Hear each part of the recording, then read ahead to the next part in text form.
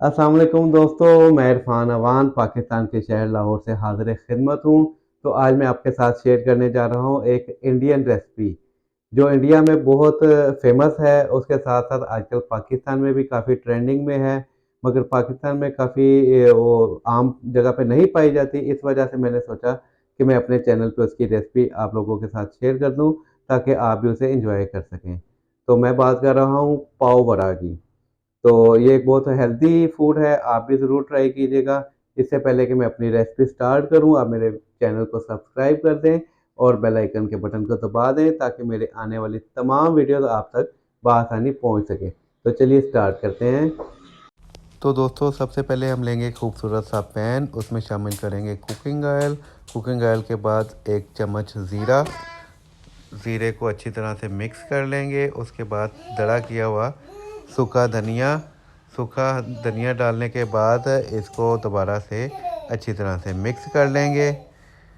Mix करने के बाद हम इसमें शामिल करेंगे मसाला जात। सबसे पहले उसमें शामिल करेंगे नमक, नमक के साथ ही शामिल करेंगे सुर्ख मिर्च। उसके बाद शामिल करेंगे हम हल्दी पाउडर। और ये मसाला जात शामिल करने के बाद दोबारा अच्छी तरह से हम मिक्स कर लेंगे।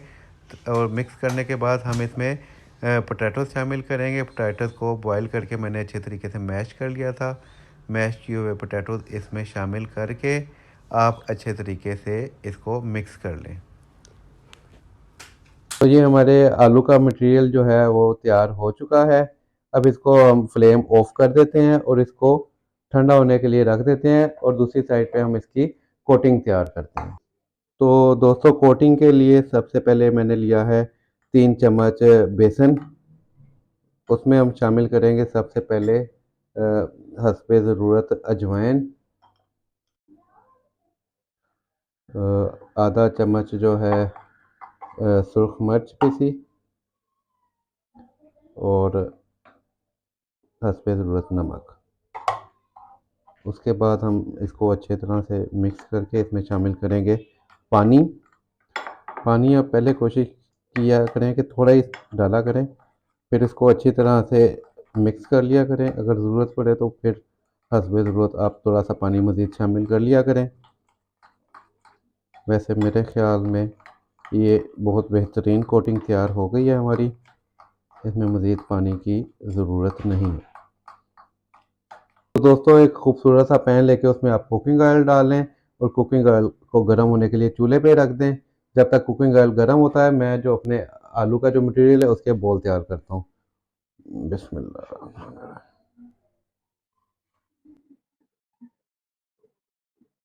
बिस्मिल्लाहिर्रहमानिर्रहीम। तो ये पोटैटोज़ की आप जो है इस तरह कोटिंग अच्छे तरीके से कर लें। पोटैटोज़ कोटिंग करने के बाद इसको बोल में डाल दें।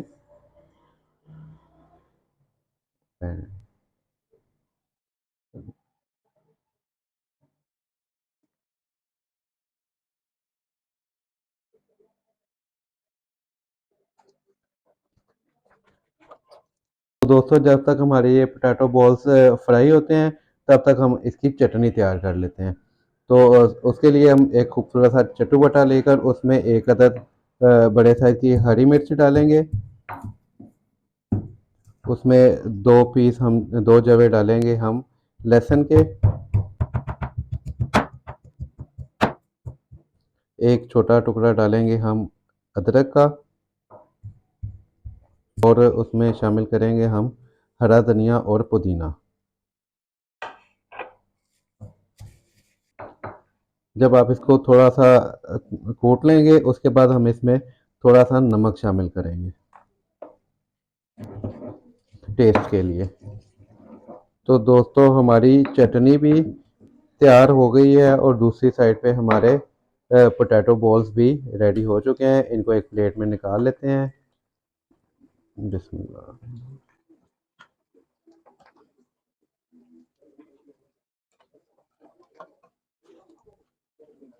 तो दोस्तों, आते हैं हम अपने लास्ट स्टेप की तरफ।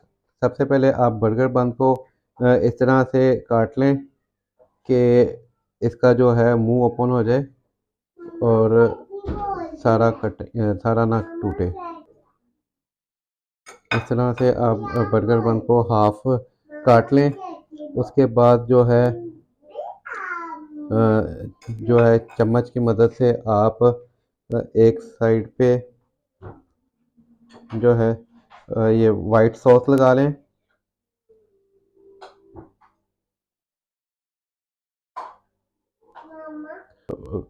یہ جو وائٹ سوس ہے اس کی ریسپی ویسے میرے چینل پہ موجود ہے، آپ یہ بھی میرے چینل پہ دیکھ سکتے ہیں. اور دوسری سائڈ پہ ہم لگائیں گے یہ گرین چٹنی جو ہم نے بنائی ہے. سینٹر میں ہم اپنا رکھیں گے وڑا اس طرح سے. اسی طرح سے اب دوسرے بند کے بھی ہم تیاری کرتے ہیں. تو یہ دوستو ہمارا پاؤ وڑا تیار ہو گیا ہے. یہ بہت ہی ہیلدی فوڈ ہے، آپ بھی ضرور ٹرائی کیجیے گا. خاص کر یہ بچوں کے لنچ باکس کے لیے ایک بہت ہی زبردست چیز ہے. اس کے ساتھ ہی آپ جو ہے ویڈیو کو لائک اور شیئر ضرور کر دیا کریں. یہ آپ کی طرف سے محبت ہوتی ہے، آپ کی طرف سے انعام ہوتا ہے.